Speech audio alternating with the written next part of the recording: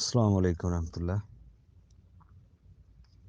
جی دیکھیں، وراثت کے معاملے میں 6 وارث ایسے ہیں جن کو ہر حال میں وراثت ملتی ہے مرنے والے کی۔ ہم سمجھتے ہیں شاید بیٹی بیٹے کا ہی حصہ ہوتا ہے، بلکہ بیٹیاں بھی ہم کو کم ہی دیکھتے ہیں، سمجھتے ہیں صرف بیٹوں کا ہی حصہ ہوتا ہے، اور عمومی طور پہ یہ جو تقسیم ہے یہ صرف بیٹوں کو ہی ملتی ہے۔ اکثر گھر جو ہوتا ہے مرنے والے کا، زمین ہے، وہ بیٹے ہی بانٹ رہے ہوتے ہیں۔ اکثر ہم عام طور پہ گھروں میں ایسے ہی دیکھتے ہیں، لیکن مسئلے کو سمجھا جائے، اللہ نے جو حصے مقرر کیے ہیں وہ ایک ٹائم پہ 6 وارث اگر ہوں تو ان کو حصہ ملے گا۔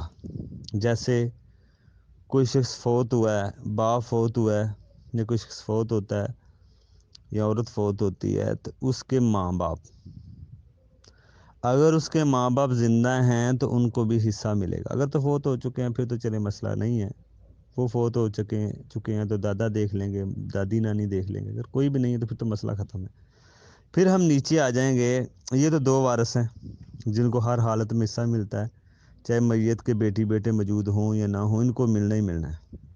لیکن ہم ان لوگوں کو کم ہی دیتے ہیں، سمجھتے ہیں انہوں نے کیا کرنا ہے، تو ہم لوگ ان کے بارے میں سوچتے بھی نہیں ہیں، اور نہ کسی کو شعور ہوتا ہے، بلکہ جو لیں ان کو برا سمجھا جاتا ہے، تو اس طرح کوئی لیتا نہیں ہے۔ جس طرح بعض کا بہنیں مجبور ہوتی ہیں حصہ لینے میں، کبھی کبھی مرنے والے کے ماں باپ بھی شرم و شرمی حصہ نہیں لیتے، کیا بچوں کا حصہ لینا ہے مرنے والے کے، پر ان کا چھٹا چھٹا حصہ بنتا ہے۔ جیسے 6 لاکھ ہے تو 1 لاکھ ان کو مل جائے گا، مرنے والے کے ماں باپ، چاہے عورت ہو چاہے مرد ہو، تو ان کا بھی حصہ نکال لیں۔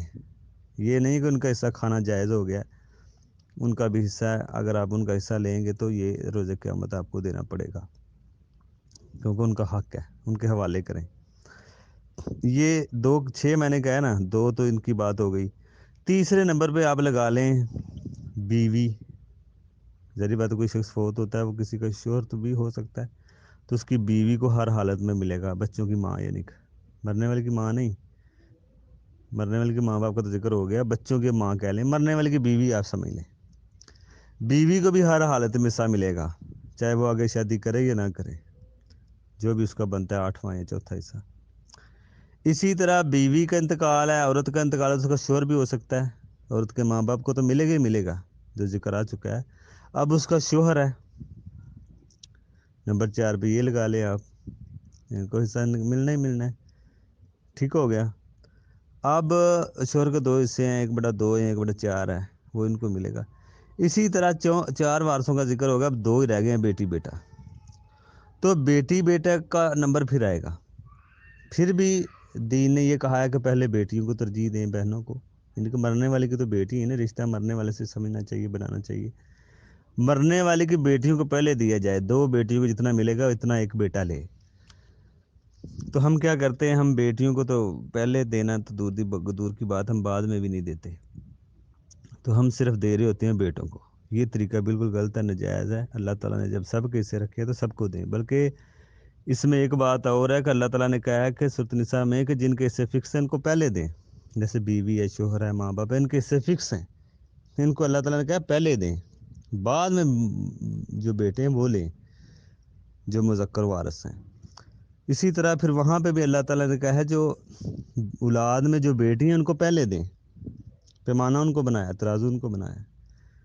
تو یہ آپ خود اب غور کریں، شریعت کیا کہہ رہی ہے اور ہم گھروں میں کیا کر رہے ہیں۔ صرف بیٹوں کو حصہ دے رہے ہیں، باقی 5 قسم کے جو وارث ہیں وہ بالکل ہی غائب ہیں، ان کی مجبوری اور جہالت کی بنا پہ ہم فائدہ لے رہے ہوتے ہیں۔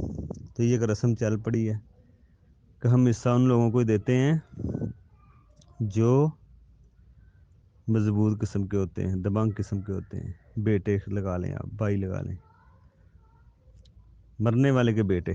تو اسی طرح یہ بات سمجھیں کہ 6 وارثوں کے حصے ہیں، ماں باپ، مرنے والے کی بیوی یا شوہر، ایک ٹائم پہ ایک ہی وارث ہو سکتا ہے، یا بیوی یا شوہر، اور بیٹی بیٹے، یہ سب کو ملے گا حصہ ایک ٹائم پہ۔ اب یہ نہ ہو تو پھر بیٹی بیٹے نہ ہو تو پوتی پوتے، باپ نہ ہو تو دادا، ماں نہ ہو تو دادی نانی، تو یہ اس طرح پھر بہن بھائی، اس طرح پھر آگے آگے چلا جائے گا۔ تو اگر یہ سارے وارث زندہ ہیں ایک ٹائم پہ تو سب کو ملے گا، کسی کو آپ محروم نہیں کر سکتے۔